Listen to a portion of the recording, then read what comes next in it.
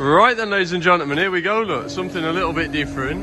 Now I've just had a bit of a lesson this morning. The old Ford Escort Piranha, I think that's how you pronounce it. Anyway, there's a very limited run of Escorts developed in the 70s, uniquely for the South African market. South Africa had 100 Ford Escort RS 1600 with BDA engines fitted. The BDA engine proved to be too sophisticated for the South African market, and accordingly the cars were unsellable. So they employed a company called Basil Green in conjunction with Ford South Africa and converted the original 100 RS 1600s to a 2-litre overhead cam Pinto engine, replacing the BDA, creating the world's first Pinto powered Ford Escorts.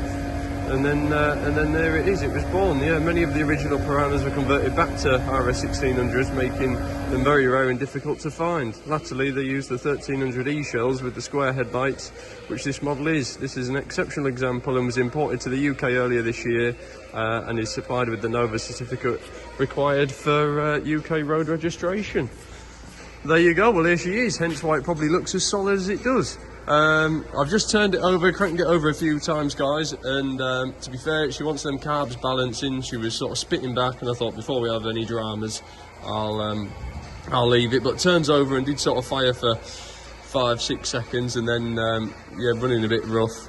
So yeah, carbs obviously want a bit of attention, but it did run, and I'm sure once we get it warmed up and everything, she might be okay. But I just didn't want it spitting back this morning or having any dramas. So anyway, I'm going to leave it switched off. I think it spat back the other day on the lads as well. So I'll leave it put for now. But there you go, a couple of badges and bits and pieces there for you. But oh, she's nice. It is nice, look, nice Burton cam cover there, as you can see. Heat wrap all across the manifolds, but tidy enough. Look, back of the bulkhead and all the rest of it there looks good. All the inner wings and so forth, very tidy.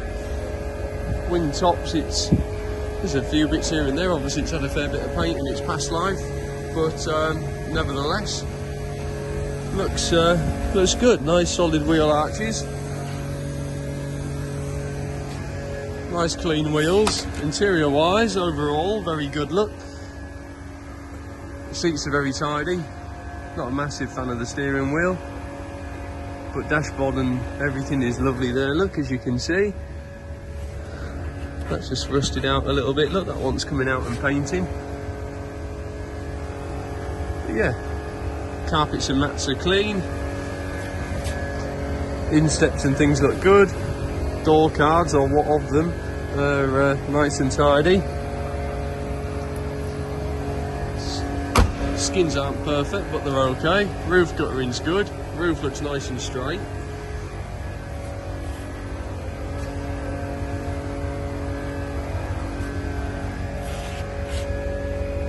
Yeah, she's alright. Keep that battery lead off for a minute. Hang on. There we go. Put that on there.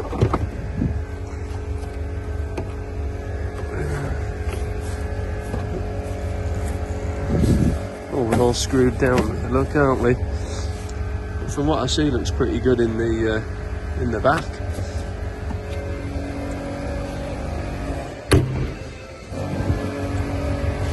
Does look a lot of car. Does look a lot of car. It's yeah, certainly by the looks of things, very, very solid.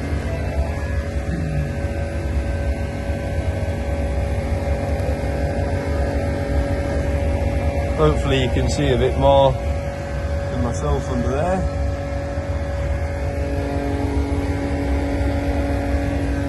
All been undersealed and everything, but looks okay. But do come down and have a proper look around it yourself.